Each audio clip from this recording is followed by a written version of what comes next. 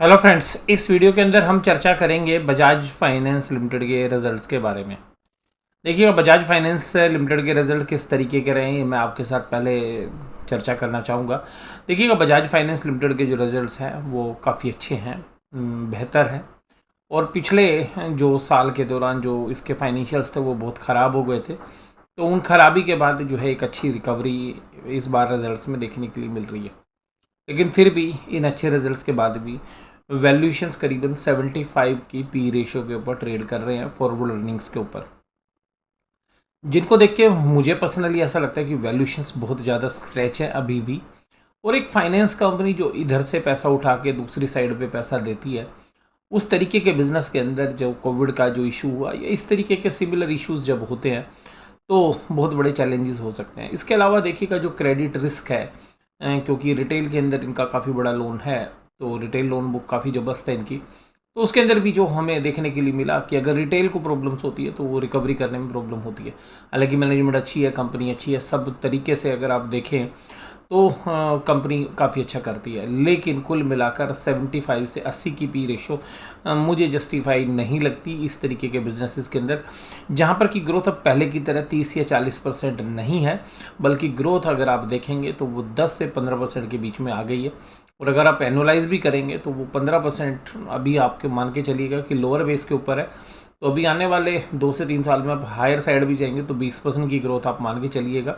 और एनबीएफसी या फाइनेंस के बिजनेस में आप नॉर्मली 10 से 15 की पी रेशो आप और जस्टिफाई कर सकते हैं, तो मैक्सिमम टू मैक्सिमम 35 से 40 की पी रेशो जो है जस्टिफाई होती है, जबकि ये शेयर्स करीबन 75 की पी पर ट्रेड कर रहा है। ये मेरा व्यक्तिगत व्यू है। आप किसी भी तरीके का निवेश करें तो अपना फाइनेंशियल एडवाइस सलाह लीजिए। ये जो भी मैं राय आपको दे रहा हूँ only for the educational purposes हैं। अब देखिएगा, यहाँ पर सबसे पहले जो फाइनेंस का बिजनेस है उसमें ब्याज लेना और ब्याज देने का काम होता है। तो जो एनालिसिस है वो हम क्वार्टर ऑन क्वार्टर करेंगे बजाय के ईयर ऑन ईयर। तो देखिएगा, 5171 करोड़ की जिनको इंटरेस्ट इनकम मिली थी पिछले क्वार्टर में, और जो कि इस बार 5841 है, तो करीबन तकरीबन 18% के आसपास जो है इसमें ग्रोथ है। और फीस बेस्ड जो इनकम है वो करीबन 22% के आसपास जो है फीस बेस्ड इनकम, यानी कि फ़ीस जो ये अपने लोन्स के ऊपर चार्ज करते हैं उस तरीके की, या बाकी लोगों के लिए जो काम करते हैं। फेयर वैल्यू चेंज गेन, यानी कि जो भी इनके पास इन्वेस्टमेंट्स है उसकी अगर फेयर वैल्यू चेंज करें तो उस पर इनको गेन आया है 51 करोड़ का। उसके अलावा other operating income, miscellaneous income 213 की, जो करीबन 100% की रेट से बढ़ी है। तो कुल जो टोटल रेवेन्यूज़ हैं वो 5915 से 6808 हो गए हैं, तो करीबन 18% की ग्रोथ यहाँ पर देखने के लिए मिली। तो ये जो इनकम में ग्रोथ है ये 18% है एक क्वार्टर से दूसरे क्वार्टर के अंदर। लेकिन ये ध्यान रखिएगा, लोअर बेस की वजह से ज़्यादा है, तो क्योंकि ऐसा मुझे नहीं लगता कि हर क्वार्टर में 18% आएगी, फिर तो वो बहुत ही बेहतरीन मानी जा सकती है। लेकिन इतनी ग्रोथ लोअर बेस की वजह से जो है हमें लगती है। फाइनेंस कॉस्ट कॉरस्पॉन्डिंगली उतनी ही बड़ी है जितना लोन बांटा है उसके हिसाब से।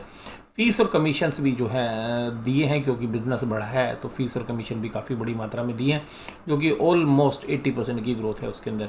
जो सबसे खास बात है जिसकी वजह से रिजल्ट के अंदर रोचकता आई है वो है इम्पेयरमेंट लॉस, जिसको आप एनपीए बोलते हैं बैंकिंग के केस में। एनबीएफसी के केस के अंदर आप उसको बोलते हैं इम्पेयरमेंट ऑफ फाइनेंशियल इंस्ट्रूमेंट्स। यानी कि फाइनेंशियल इंस्ट्रूमेंट्स का मतलब है कि जो लोन आपने दिए हुए हैं, जो लोन्स एंड एडवांसेस आपने दिए उनको फाइनेंशियल इंस्ट्रूमेंट्स जो है यहाँ पे बोला जाता है।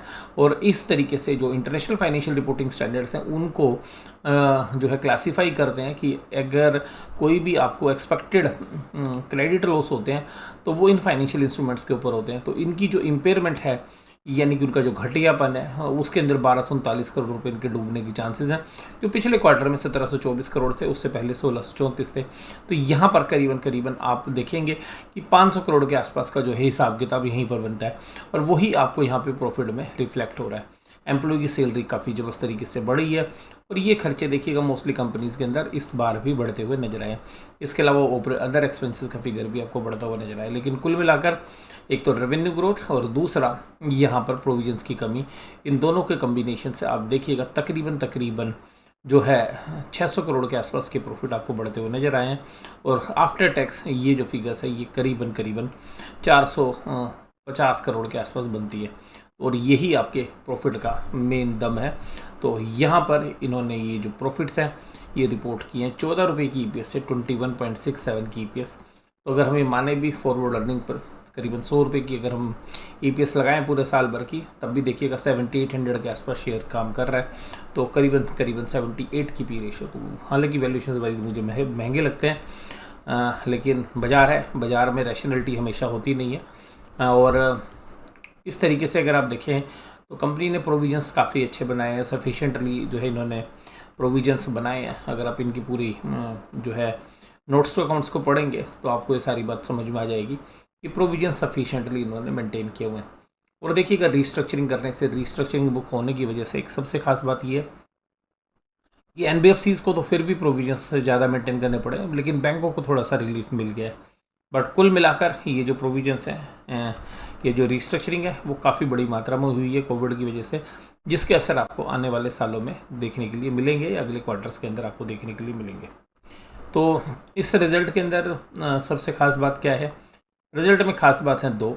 एक तो ग्रोथ हुई है, और ग्रोथ हुई है लोअर बेस के ऊपर, और दूसरा है सबसे खास बात कि जो प्रोविजंस हैं वो काफ़ी सिग्निफिकेंटली रिड्यूस हुए हैं, यानी कि बढ़े नहीं हैं। मैं ये नहीं कहूँगा घटे हैं, बल्कि इस बार बढ़े नहीं हैं, यानी कि जो कोविड के असर की वजह से जो पिछले क्वार्टर्स में प्रोविजंस बढ़ रहे थे वो बढ़े नहीं हैं। और अगर हम कंसोलिडेटेड बेसिस पे भी बात करें तो करीबन 24 रुपये 58 पैसे की EPS आई है। तो जिसको हम ये मान के चलते हैं कि अगर कंसोलिडेटेड बेसिस पे भी अगर आप वैल्यूशंस करें तो 110 से 120 रुपये की EPS आप एक्सपेक्ट कर सकते हैं पूरे साल भर के लिए। तो वहाँ पर भी वैल्यूशंस करें तो आपको 60 से ऊपर की पी रेशो जो है मिलती है अभी भी शेयर्स के ऊपर। तो कुल मिलाकर यहाँ पर रिजल्ट अच्छे हैं, और सब्सिडरीज़ के साथ, क्योंकि सब्सिडरीज़ का बहुत बड़ा पोर्शन है नहीं इनके पास, जो कि इनकी होल्डिंग कंपनी बजाज फिनसर्व के पास है। तो हालांकि इसके पास भी जो सब्सिडरीज़ हैं वो छोटी कंपनियां भी, आगे चल के हो सकता है कि वो बड़ी हों, लेकिन कुल मिलाकर रिजल्ट्स अच्छे हैं, नो डाउट। और ये बाज़ार को शेयर प्राइस में अगर आप देखेंगे तो शेयर प्राइस उससे ज़्यादा बढ़ चुका है जो आप एंटिसिपेट करेंगे। तो पिछले साल जब लॉकडाउन में करीबन 2000 के आसपास के प्राइस जो है शेयर्स में देखने के लिए मिले थे, तो वहाँ से ये शेयर्स करीबन 3.5 टाइम्स जो है हो चुका है। तो कुल मिलाकर यहाँ पर वैल्यूशन वाइज थोड़ा सा स्ट्रेच लगेंगे, लेकिन एक बढ़िया कंपनी, बढ़िया बैलेंस शीट। लेकिन NBFCs को जो वैल्यूशंस मिलनी चाहिए वो देखिएगा बाज़ार कुछ भी दे सकता है, जो निवेशक हैं वो किसी भी भाव पर शेयर्स ले सकते हैं, बट रिस्क और रिवार्ड के एंगल से मुझे ये जो वैल्यूशंस हैं थोड़ी सी महंगी लगती हैं। कंपनी कितनी भी बढ़िया हो, सोना कितना भी अच्छा हो, लेकिन सोने की भी एक कीमत होती है। तो उसी तरीके से मुझे शायद वैल्यूशंस थोड़ी सी स्क्रैच लग रही हैं। और ये देखिएगा रीस्ट्रक्चरिंग बुक्स है तो काफ़ी बड़े अमाउंट जो है इनके रीस्ट्रक्चर हुए हैं।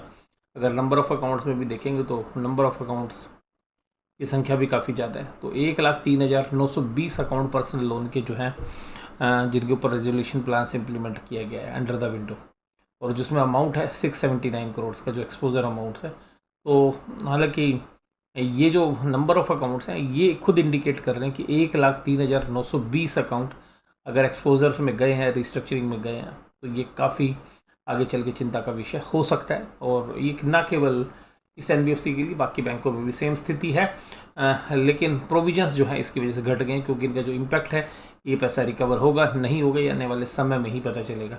बट कुल मिलाकर रिजल्ट्स अच्छे हैं, प्रोविजंस भी घटे हैं, ऑपरेटिंग प्रॉफिट्स भी घटे हैं, यानी कि बिजनेस ट्रैक पे आना शुरू हो गया है। लेकिन फिर भी लोअर बेस का इम्पैक्ट था, तो अच्छे रिटर्न्स आप मान सकते हैं कि इस शेयर्स ने अभी तक दिए भी हैं शेयर होल्डर्स को। वैल्यूशंस वाइज देखिएगा मेरे को खुद कंफर्ट नहीं है, वो एक अलग बात है, लेकिन ग्रोथ अगर आगे बढ़ती है तो शायद ये वैल्यूशंस भी जस्टिफाई हो जाए। तो ये वीडियो आपको कैसी लगी जरूर से जरूर मुझे कमेंट बॉक्स में बताइएगा। वीडियो देखने के लिए धन्यवाद। Thank you very much.